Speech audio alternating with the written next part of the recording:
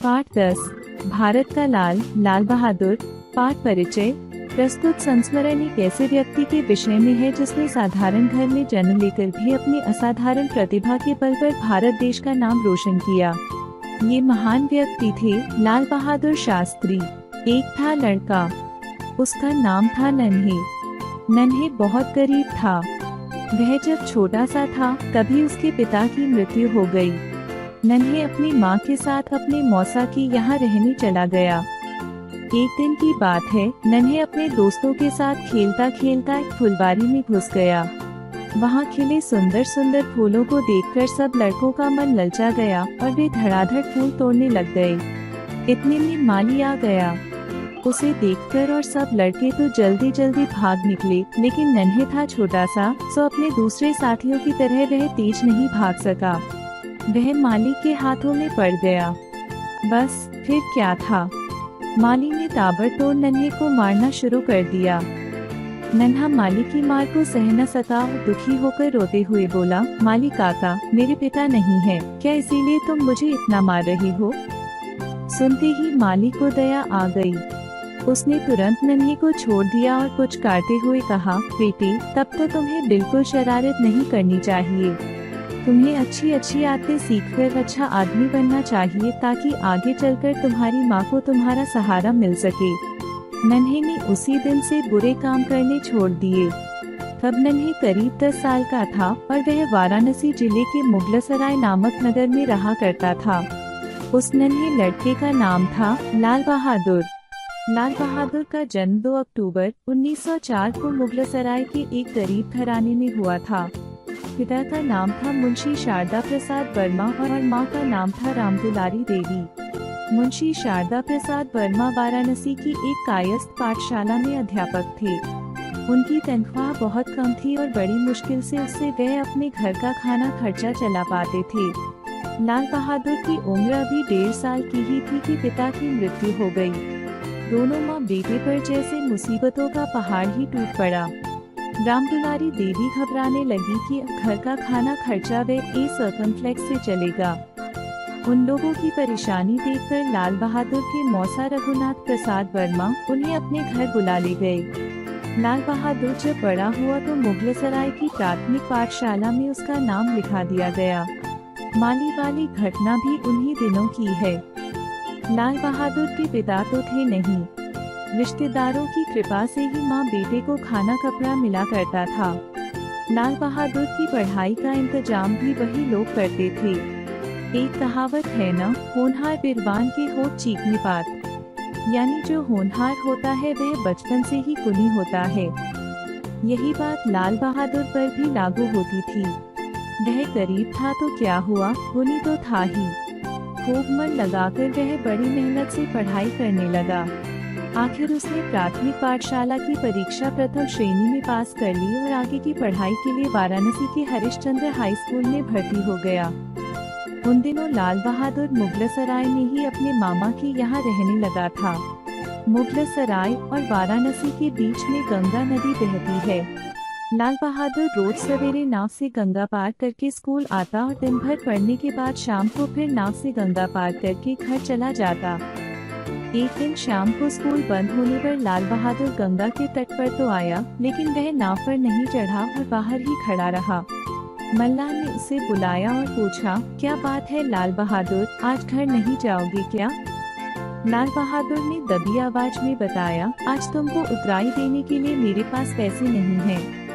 अरे वाह लाल बहादुर, मल्लाह ने हंसकर कहा, आज तुम्हारे पास पैसे नहीं है इसीलिए क्या नाव पर नहीं चढ़ोगे? आओ, आज मैं तुम्हें बिना पैसे लिए ही नदी के पार उतार दूं। लाल बहादुर को मल्लाह की बात बड़ी अखरी। उसने नाराजगी से कहा, नहीं, मैं मुफ्त में भला क्यों तुम्हारी नाव पर चढ़ूं?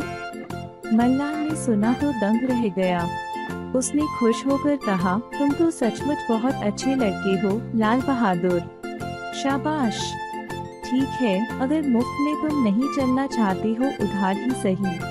अभी तो तुम नाव से चले चलो, पैसे बाद में किसी दिन दे देना। लाल बहादुर ने एकदम इनकार कर दिया, नहीं, मैं उधार भी नहीं करूँगा, आज मैं तैरकर ही नदी पार करूँगा। लाल बहादुर सचमुच बड़ा हिम्मती था। वह नदी में उतर पड़ा और तैरने लगा। एक हाथ में उसने किताब कापियां संभालकर ऊपर उठा रखी थी, जिससे वे भीगने से बची रहीं, और दूसरे हाथ से पानी को काटते हुए वह तेजी के साथ दूसरे किनारे की ओर बढ़ने लगा। नदी पार करके लाल बहादुर घर पहुंचा। रामदुलारी देवी ने जब बेटे को गीले कपड़ों में देखा तो चौंक कर पूछा, तेरे कपड़े वह सर्कमफ्लेक्स से भीग गए रे नन्हे। लाल बहादुर ने सारी बात बताकर कहा, सोचो भला माँ, मल्ला भी तो आखिर गरीब आदमी है ना। मेहनत मजदूरी करके किसी तरह अपना और अपने घर वालों का पेट पालता है। उसकी नाव पर मुफ्त सफर करना तो बुरा काम। इस देश के सच्चे रत्न कहे जाएंगे। ठीक है, मैं तुम्हारा नाम काट दूंगा, लेकिन अभी नहीं। जल्दी ही नागपुर में कांग्रेस की वार्षिक सभा होने वाली है। उस समय देश के नेता मिलजुल कर जो तय करेंगे वैसा ही तुम भी करना।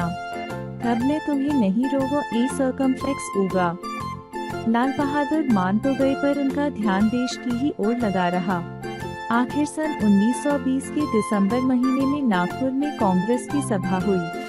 उसमें गांधी जी ने साफ साफ शब्दों में कहा कि अंग्रेज सरकार के साथ असहयोग किया जाए, यानी सरकार को किसी भी काम में मदद न दी जाए। सारे देश में जुलूस निकाले जाएं और आजादी की मांग की जाए। बस फिर क्या था, देश भर में जुलूस निकाले जाने लगे। ऐसा ही एक जुलूस वाराणसी में हरिश्चंद्र हाई स्कूल के सामने से भी गुजरा। उस समय लाल बहादुर कक्षा में बैठे पढ़ रहे थे। जुलूस देखते ही वह स्वयं पर काबू न पा सके और उठकर खड़े हो गए। निष्कामेश्वर मिश्र तुरंत लाल बहादुर के मन की बात समझ गए। पास आकर उन्होंने लाल बहादुर के सिर पर प्यार से हाथ फेरा। रुंधे गले से आशीर्वाद देते हुए बोले, जब तुम्हारे जैसे बच्चों के मन में भी देश के लिए इतना प्यार है, तब हमारा भारत देश आजाद होकर ही रहेगा। अब मैं तुम्हें नहीं रोगो ए सर्कमफ्लेक्स होगा, जाओ। और लाल बहादुर स्कूल से निकलकर आजादी की लड़ाई में कूद पड़े।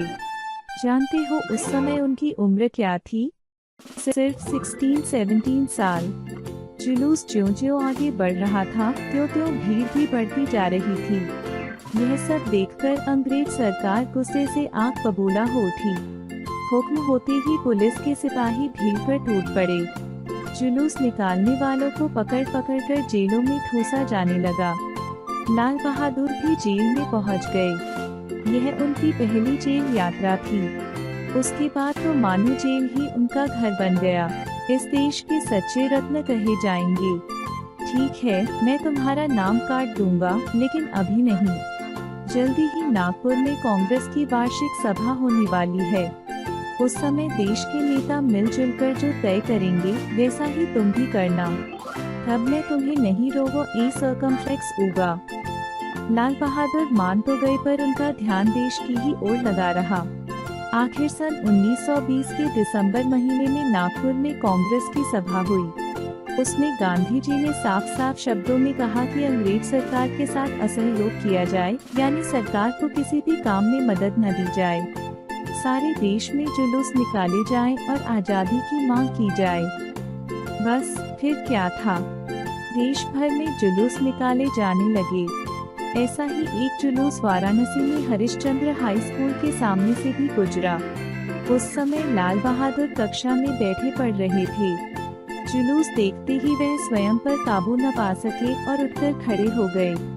निष्कामेश्वर मिश्र तुरंत लाल बहादुर के मन की बात समझ गए। पास आकर उन्होंने लाल बहादुर के सिर पर प्यार से हाथ फेरा। रुंधे गले से आशीर्वाद देते हुए बोले, जब तुम्हारे जैसे बच्चों के मन में भी देश के लिए इतना प्यार है, तब हमारा भारत देश आजाद होकर ही रहेगा। अब मैं तुम्हें नहीं रोगो ए सर्कमफ्लेक्स होगा, जाओ। और लाल बहादुर स्कूल से निकलकर आजादी की लड़ाई में कूद पड़े। जानते हो उस समय उनकी उम्र क्या थी? सिर्फ 16-17 साल। जुलूस ज्यों-ज्यों आगे बढ़ रहा था, त्यों-त्यों भीड़ भी बढ़ती जा रही थी। यह सब देखकर अंग्रेज सरकार गुस्से से आग बबूला हो उठी। हुक्म होते ही पुलिस के सिपाही भीड़ पर टूट पड़े। जुलूस निकालने वालों को पकड़ पकड़ कर जेलों में ठूसा जाने लगा। लाल बहादुर भी जेल में पहुंच गए। यह उनकी पहली जेल यात्रा थी। उसके बाद तो मानो जेल ही उनका घर बन गया। शब्दार्थ वर्ड मीनिंग ताबड़तोड़, लगातार, कंटिन्यूअली। पुचकारती प्यार करती विथ लव। तट किनारा बैंक। अखरी बुरी लगी टू बी डिसप्लीजिंग। घृणित निम्न गिरा हुआ हेटफुल। निहत्थे बिना हथियार के अनार्म्ड।